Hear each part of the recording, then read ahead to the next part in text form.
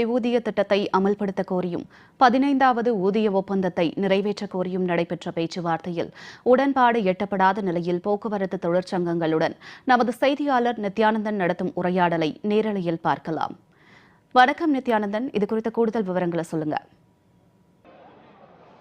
நிச்சயமாக திமுக ஆட்சி அமைந்ததற்கு பிறகாக அவர்கள் கொடுத்த வாக்குறுதியை நிறைவேற்றவில்லை என்று அரசு ஊழியர்கள் போராட்ட களத்திற்கு வந்திருக்கிறார்கள். அது மட்டுமல்லாமல் அந்த பழைய ஓய்வூதிய திட்டத்தை அமல்படுத்த வேண்டும் என்பது அனைத்து அரசு ஊழியர்களுடைய கோரிக்கையாக இருந்தாலும் போக்குவரத்து தொழிற்சங்கங்களுடைய மிக முக்கியமான கோரிக்கை என்பது போக்குவரத்து கழகங்களாக இல்லாமல் தங்களை அரசு ஊழியர்களாக மாற்ற வேண்டும். அரசு ஊழியர்களாக மாற்றும் பொழுது மத்திய அரசுக்கு இணையாக இருக்கக்கூடிய மாநில அரசு எப்பொழுதெல்லாம் ஊதிய உயர்வு உயர்த்துகிறதோ அப்பொழுது தங்களுக்கும் ஊதிய உயர்வு ஏற்படும்.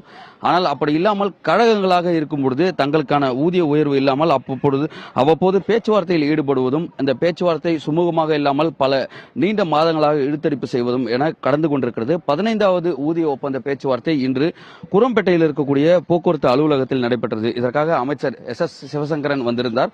இருந்தபோதிலும் இந்த பேச்சுவார்த்தையில் முழுமையான உடன்பாடு எட்டப்படவில்லை. அடுத்த கட்ட பேச்சுவார்த்தை இருக்கிறது என்று கூறிவிட்டு சென்றிருக்கிறார்கள். அதேபோல அடுத்த கட்ட பேச்சுவார்த்தைக்கான தேதியும் தெரியவில்லை. இதுபோல ஒவ்வொரு நாட்களும் அரசுடைய இந்த பாதிப்பு என்பது தொடர்ச்சியாக இருந்து வருகிறது. இதில் மிக முக்கியமாக கூற வேண்டும் என்றால் நேரடியாக பொதுமக்களுடன் தொடர்புடைய ஒரு மிக முக்கியமான துறை இந்த போக்குவரத்து துறை. மக்களுக்கும் இந்த ஊழியர்களுக்குமான தொடர்பு நேரடியாக இருந்து வருகிறது. மக்களிடம் மிக நெருக்கமாக இருந்து மக்களுக்காக சேவையாற்றக்கூடிய இந்த போக்குவரத்து தொழிலாளர்களுடைய கோரிக்கை என்பது மிக முக்கியமான கோரிக்கை. அந்த வகையில் தமிழ்நாடு மனித உரிமைகள் கழகத்துடைய தொழிற்சங்க பேரவை தலைவர் நடராஜன் நம்மிடையே இணைந்திருக்கிறார். கேட்கலாம், என்னென்ன கோரிக்கைகள் வைக்கப்பட்டது? வணக்கம். என்னென்ன கோரிக்கைகள் அமைச்சரிடம் கூறினீங்க? எடுத்துக்கிட்டாங்களா உங்களோட கோரிக்கையெல்லாம்? இல்ல, இந்த 15வது ஊதிய ஒப்பந்த பேச்சுவார்த்தை இன்னைக்கு 2வது கட்டமாக துவங்குது. அது முதல் கோரிக்கையாக நம்ம தமிழ்நாடு மனித உரிமை தொழிற்சங்க பேரவை சார்பாக அரசு ஊழியர் கோரிக்கை முன் வச்சிருக்கிறோம். 2வது கோரிக்கை இந்த பனிஷ்மெண்ட்டுங்கிறது சர்வீஸ் புக்கில் ஏற்றி ஒவ்வொரு பனிஷ்மெண்ட்டுக்கும் ஒரு தண்டனைக்கு ஒரு பிரச்சனைக்கு 2 தண்டனை கொடுக்குறாங்க.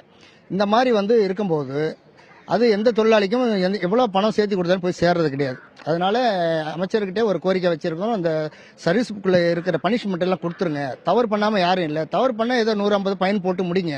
ஆனால் சர்வீஸ் புக்கு க்ளோஸ் பண்ணாவே அரசு ஊழியருக்கு ஒரு இணையான ஒரு ஊதியம் கிடைக்கும். 10,000 15,000 மேலே கிடைக்கும். இப்போ நம்ம 5,000 ரூபாய் சேர்த்து கொடுத்தாலும் யாருக்கும் போய் சேர்றது கிடையாது. அப்படி கொடுக்குற மாதிரி கொடுத்து இவங்க பிடிங்கிட்டு போயிடுற மாதிரி தான் இருக்கு. அதனால அதை நீக்கணும்னு சொல்லியிருக்கு. அதே மாதிரி இந்த 3 ஆண்டுகளா இருந்தால் 4 ஆண்டுகளா இந்த அரசு கொண்டு வந்துச்சு. அதை மறுபடியும் மீண்டும் கலைஞர் ஆட்சியிலே கொண்டு வந்த மாதிரி 3 ஆண்டுகள் ஆக்கணுன்றத கோரிக்கை வச்சிருக்கிறோம். பழைய ஓய்வூதியம்ன்றது மிக முக்கியமானது. அது குறித்தான வலியுறுத்தல் எந்த அளவுக்கு வச்சிருக்கீங்க? என்ன சொல்றாரு அமைச்சர்? இல்ல, அதை நாங்க வலியுறுத்திக்கிறோம். நான் முதலமைச்சர்கிட்ட பேசிட்டு அதுக்கான முடிவு எடுக்கிறோம்னு சொல்லியிருக்காங்க. அது சாத்தியப்படுமான்றது எனக்கு தெரியல. ஏன்னா பலமுறை ஏற்கனவே இந்த முதலமைச்சர் தான் கோரிக்கை வச்சாரு. இன்னும் இது வரைக்கும் முடிய போகுது, ஆட்சியே முடிய போகுது. இன்னும் அந்த கோரிக்கை நிறைவேற்றல. தேர்தல் வாக்குல ஒரு இதில் கொடுத்துருக்காரு, அது இன்னும் நிறைவேற்றல. இப்போ 2வது இந்த பாதிக்கப்பட்ட தொழிலாளிகள்லாம் பார்த்தீங்கன்னா இந்த அரசுல வேலை செய்யறவங்க கிட்டத்தட்ட 5,000 பேருக்கு மேல போக்குவரத்து தொழிலாளி நல்ல உடல்நிலை ஆரோக்கியமாக இருக்கிறவங்க. அவங்க போய் இலகு பணி என்ற பேரில் லைட் டியூட்டி என்ற பேரில் வாங்கி செஞ்சுட்டு இருக்காங்க. இன்னைக்கு பாதிக்கப்பட்ட தொழிலாளியெல்லாம் நிறைய பேர் வேலை இல்லாமல் அந்த அதிகாரி என்ன சொல்றாருன்னா, இது எங்கள் கம்பெனியில் வேக்கண்ட் கிடையாது. எப்படி வேக்கண்ட் இருக்கும்? இவங்க எத்தனை பேரும் போய் வேலை செய்யும் போது இவருக்கு எங்க வேக்கண்ட் கிடைக்கும்? அப்போ பாதிக்கப்பட்ட தொழிலாளிக்கு தான் அந்த இலகு பணி வழங்கணுங்கிறது நாங்கள் முக்கிய கோரிக்கை வச்சிருக்கிறோம். அந்த பணி யார் வாங்கிக்கிறது? அந்த பணி அந்த ஆளுங்கட்சி சார்ந்த நிர்வாகிங்க, ஆளுங்கட்சி இல்லை தோமுசா நிர்வாகி. கட்சி வேறு கட்சியை இதுல இன்வால்வ் ஆகிறது கிடையாது. நீங்க போய் ஓடிப்பாரு செய்யுங்கன்னு எந்த அரசும் சொல்றது கிடையாது. போக்குவரத்துறை அமைச்சரும் சரி முதலமைச்சரும் சொல்றது கிடையாது. அவங்க என்ன அரசியலை பயன்படுத்திக்கிட்டு தோமுசாங்கிறது ஒரு தொழிற்சங்கம். அது அரசியலை பார்க்கக்கூடாது. தொழிற்சங்கமா பார்க்கணும். அப்படி இருக்கும்போது பாதிக்கப்பட்ட தொழிலாளி மட்டும் தான் அவங்களுக்கு வேலை கொடுக்கணுமே தவிர இவங்க பாதிப்பு நல்லா இருக்கிறவங்க இந்த மாதிரி போய் வேலை செஞ்சுட்டு இருக்கிறத நாங்கள் எங்கள் தொழிற்சங்கத்தால் ஏற்றுக்க முடியல. அதை மீண்டும் பாதிக்கப்பட்டவங்களுக்கு எல்லாம் வேலை கொடுக்கணும்னு நம்ம சொல்லிட்டு இருக்கோம். இதெல்லாம் கடந்து உங்களுடைய இந்த ஊதிய ஒப்பந்த பேச்சுவார்த்தைன்றது எப்போ நடந்திருக்கணும்? இப்ப காலதாமதம் நடக்கிறது. எவ்வளவு ரூபாய் ஏத்தி கேட்கறீங்க? என்னவா சொல்றாங்க அமைச்சர்? இது வரைக்கும் 1.5 ஆண்டுகளுக்கு மேல ஆயிடுச்சு. கிட்டத்தட்ட 20% 15% கிட்ட எனக்கு ஊதிய உயர்வு கொடுக்கணும்னு சொல்றோம். அந்த இவ்வளவுதான் கொடுப்பேன், கொடுக்க மாட்டேன்றது எதுவுமே இன்னும் எனக்கு தெளிவுபடுத்தி சொல்லல. அடுத்த கட்டம் நான் முதலமைச்சர்கிட்ட பேசிட்டு கூடிய விரைவில் சீக்கிரம் முடிக்கிறதுக்கு ஏற்பாடு பண்றோம்னு சொல்லிட்டு தான் போயிருக்காரு. தவிர இன்னைக்கு எந்த ஒரு பேச்சுவார்த்தை தீர்மானமா முடிக்கிற மாதிரி ஒன்றும் பண்ணல. எல்லாம் கோரிக்கை மட்டும் தான் கேட்டுட்டு இருந்தாங்க. இன்றைய ஆலோசனைன்றது சாட்டிஸ்பேக்டா இருந்ததா உங்களுக்கு? இது உங்களுக்கு ஒரு இதை நாம கோரிக்கை வச்சிருக்கோம், நிறைவேற்றுவாங்க ஒரு நம்பிக்கை இருந்ததா? நிறைவேற்றுவாங்க நம்பிக்கையில தான் வந்திருக்கிறோம். நிறைவேற்ற அரசு தான் இது பண்ணணும். ஏன்னா நாம சொல்லியிருக்கோம் இதெல்லாம் பண்ணணும்னு சொல்லியிருக்கோம். பண்ணுவாங்களா பண்ணலையான்னு பொறுத்து தான் பார்க்கணும்.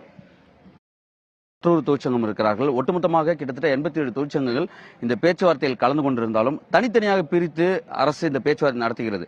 ஆனால் இப்படி ஒரு பாகுபாடுடன் இந்த பேச்சுவார்த்தையை நடத்தக்கூடாது, அனைத்து தொழிற்சங்கத்தையும் ஒன்றாக இணைத்து நடத்த வேண்டும் என்பதுதான் தொழிற்சங்களுடைய மிக முக்கியமான கோரிக்கை. மற்றொரு தொழிற்சங்கம் இருக்கிறார்கள், கேட்கலாம். என்னென்ன கோரிக்கைகள் வச்சு தொழிற்சங்கம் இருக்கிறார்கள்? ஒட்டுமொத்தமாக கிட்டத்தட்ட 87 தொழிற்சங்கங்கள் இந்த பேச்சுவார்த்தையில் கலந்து கொண்டிருந்தாலும் தனித்தனியாக பிரித்து அரசு இந்த பேச்சுவார்த்தை நடத்துகிறது. ஆனால் இப்படி ஒரு பாகுபாடுடன் இந்த பேச்சுவார்த்தையை நடத்தக்கூடாது, அனைத்து தொழிற்சங்கத்தையும் ஒன்றாக இணைத்து நடத்த வேண்டும் என்பதுதான் தொழிற்சங்களுடைய மிக முக்கியமான கோரிக்கை.